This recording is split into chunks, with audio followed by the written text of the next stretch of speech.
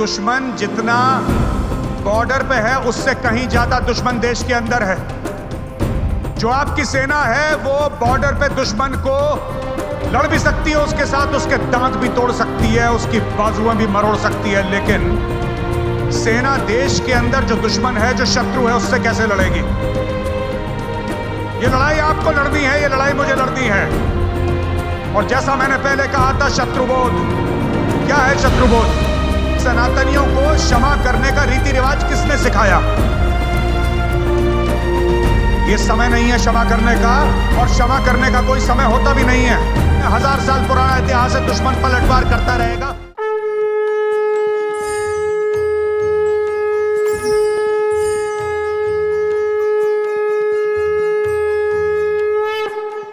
Major गौरव आर्य जी, आप भारतीय सेना के पूर्व अधिकारी हैं, लेखक, वक्ता और राष्ट्रीय सुरक्षा विषयों के प्रखर विचारक हैं। आप चाणक्य फोरम्स के संस्थापक हैं और द चाणक्य डायलॉग्स जैसे लोकप्रिय कार्यक्रमों से राष्ट्रभक्ति, रणनीति और युवाओं में चेतना भरते हैं। इनका सत्कार हिंदू जनजागृति समिति के राष्ट्रीय मार्गदर्शक सद्गुरु डॉक्टर चारुदत्त पिंगले जी करेंगे। मैं उनसे प्रार्थना करता हूं कि मेजर गौरव आर्य जी का सत्कार करें।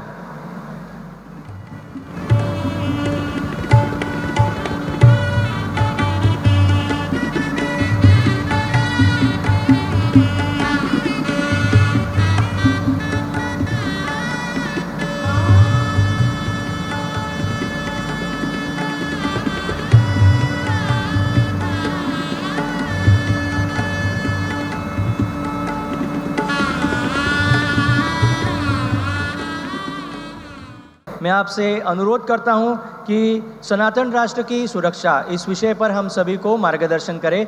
जोरदार घोषणाओं के साथ हम उनका स्वागत करते हैं। आर्य सनातन वैदिक हिंदू धर्म की, भारत माता की, वंदे। जय हिंद, जय श्री राम। मित्रों, आज मैं आपके सामने यहां खड़ा हूं एक बहुत महत्वपूर्ण विषय के बारे में बात करने के लिए। ऑपरेशन सिंदूर के बारे में आप सबने सुना है, आपने टीवी में देखा है, आपने सोशल मीडिया में भी देखा होगा। लेकिन कुछ पहलू हैं, कुछ बातें हैं जो मैं आपके समक्ष रखना चाहता हूं, जो कि बहुत ही आवश्यक हैं और आप सबको पता भी होनी चाहिए। ये हम सुनते चले आए हैं कि हिंदुओं में एकता नहीं है, वो एक नहीं होते, इसलिए कभी मुस्लिम आक्रांता आते हैं, कभी अंग्रेज आता है। हिंदू बहादुरी से लड़ते हैं, लेकिन उसके बावजूद बाहर का आक्रांता आता है और यहां पे लोगों के साथ जो हुआ वो मुझे बताने की आवश्यकता नहीं है। मुझे लगता है कि एकता से भी बड़ी कमी है हम लोगों में। हिंदुओं में जो सबसे कमी है, जो सबसे बड़ी कमी है हिंदुओं में, वो है शत्रुबोध की। हमें यह नहीं सिखाया जाता बचपन से कि हमारा शत्रु कौन है। हमें यह नहीं सिखाया जाता कि शत्रु से हमें किस प्रकार से सामना करना है, और हमें यह भी नहीं सिखाया जाता कि जब शत्रु सामने आए तो फिर किस तरीके से उससे लड़ना है। लड़ाई वैचारिक है, लेकिन उससे कहीं अधिक हमें जो असल में लड़ाई है उसकी तैयारी करनी पड़ेगी। कोई भी राष्ट्र, आज हम हिंदू राष्ट्र की बात कर रहे हैं, कोई भी राष्ट्र ऐसा नहीं है जो बिना तलवार के बने। और यह हमें समझना पड़ेगा, बिना तलवार के कुछ नहीं बनता। तलवार के साए में ही एक राष्ट्र पनपता है और भुजाओं के जोर से ही राष्ट्र बनते हैं। आज की तारीख में पाकिस्तान खुशियां मना रहा है। वो इसलिए खुशियां मना रहा है क्योंकि उसको लगता है कि वो जीत गया, और उसकी सेना है, उसके नेता हैं उन लोगों ने मिलकर आम पाकिस्तानियों को कन्विंस कर लिया, उनको मना लिया कि हां तुम जीत गए और भारत हार गया है। आप ऐसे दुराचारी दुश्मन का सामना कर रहे हैं। मैं आपको 3-4 आज बातें बताना चाहता हूं जिससे सब कुछ बिल्कुल साफ हो जाएगा, शीशे की तरह साफ हो जाएगा। मैं आपसे अनुरोध करूंगा कि अपने बच्चों को पढ़ाइए, आप हिंदू संस्कृति के बारे में आप पढ़ाइए उनको, जो हमारे नायक रहे हैं आप पढ़ाइए उनको। सबसे बड़ी चीज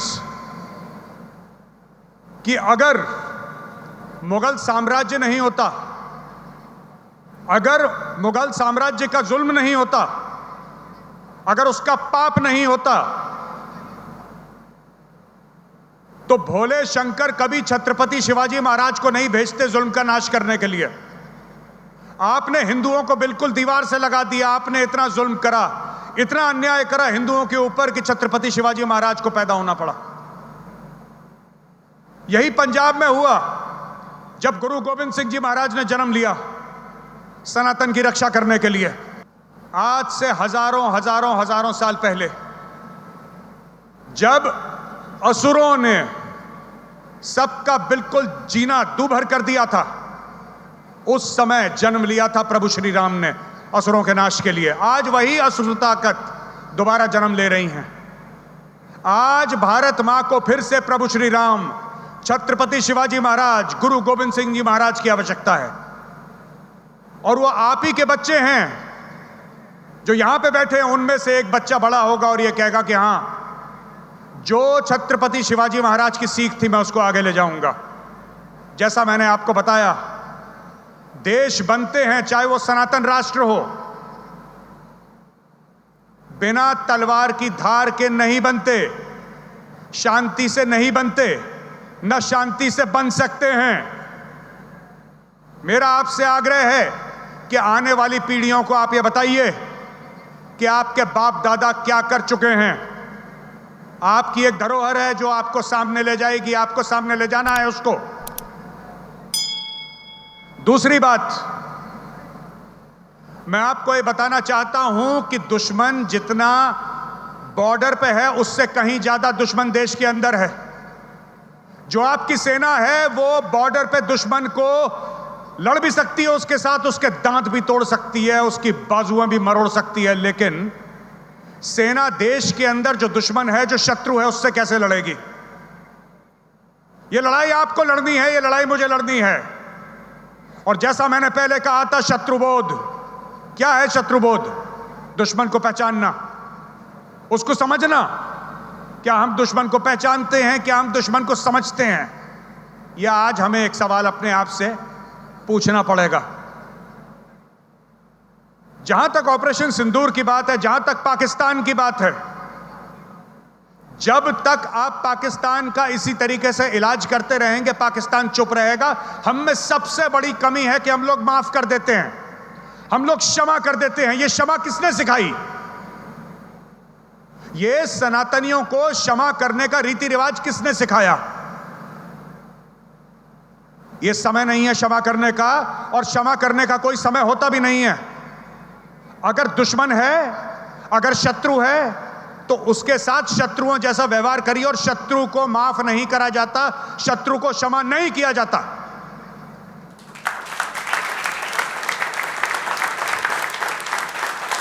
जब आपको शत्रुबोध होगा तब आपको यह भी पता चलेगा कि शत्रु की गर्दन अलग करने से ही शांति आती है। देखिए, रक्त बहेगा, रक्त बहेगा, वो आपका बहे या शत्रु का बहे, यह फैसला आपको करना है।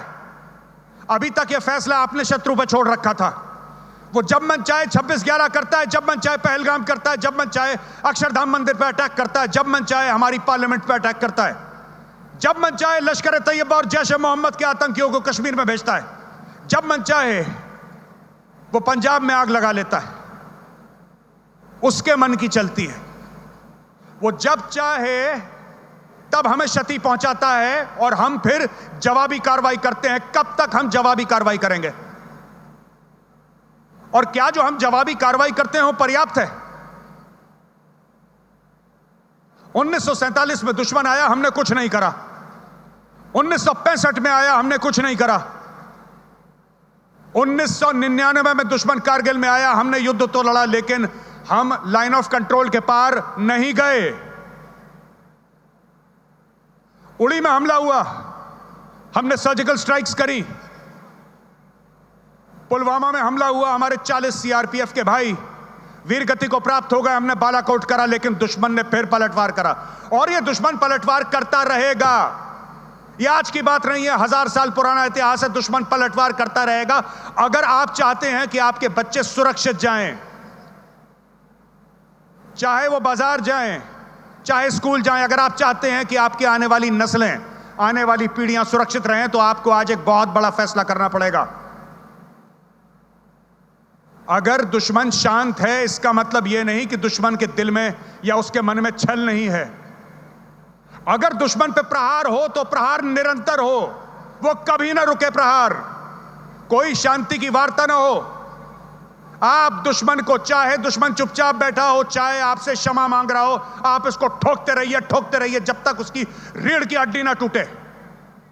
और फिर जब वो आपसे क्षमा मांगे, आप एक बार फिर ठोकिए उसको। मुझे एक बात समझ में नहीं आई। ये बात मैंने एक बार टेलीविजन पे बोली थी तो लोग बड़े मुझसे गुस्सा हो गए, बोला आप ऐसी बातें कैसे कह सकते हैं। लेकिन आज वो बात मैं दोबारा आपके सामने कहना चाहता हूं। हम लाश हैं क्या? हम मर चुके हैं सब के सब। खून नहीं है क्या रगों में? पानी है हमारे। दुश्मन फिर आएगा, दुश्मन फिर वार करेगा, फिर हम अपनों की चिताएं जलाएंगे, फिर सेना कार्रवाई करेगी, फिर हम माफ कर देंगे, फिर दुश्मन आएगा, फिर अपनों को मारेगा, फिर हम चिताएं जलाएंगे। 1000 साल से ये होता आ रहा है। आप लोगों का मन भरा है कि नहीं भरा है? क्यों गुस्सा नहीं आता आप लोगों को? क्यों आपका खून नहीं खोलता? हमारे जो नायक हैं, जो हमारे हीरोज हैं, उनको ये 2-2 कौड़ी के लोग कुछ कुछ बोल के चले जाते हैं और हम लोग कुछ नहीं करते। हम कोर्ट में जाएंगे, हम न्यायालय का दरवाजा खटखटाएंगे। खटखटाइए, खटखटाइए न्यायालय का दरवाजा। अच्छी बात है, जाना चाहिए। न्यायालय की हम सब लोग इज्जत करते हैं। लेकिन मैं आपको एक बात आज बोल के जा रहा हूं, सिर्फ एक बात, और मैं चाहता हूं कि यह बात अपने दिल में आप बसा लें। आप अकेले हैं, सनातनी अकेला है। आपको आपकी रक्षा खुद करनी है, स्वयं करनी है। कोई नहीं आएगा बाहर से आपकी रक्षा करने के लिए। मैं आखिरी पंक्तियां जो आप सब लोगों को, आपको माता पिता ने सुनाई होंगी, आज फिर से आपके सामने दोहराऊंगा। बिना न मानत जलधि जड़, गए 3 दिन बीत, बोले राम प्रकोप तब, भय बिन होए न प्रीत। जय हिंद, जय श्री राम। जयतु जयतु हिंदू राष्ट्रम, जयतु जयतु हिंदू राष्ट्रम।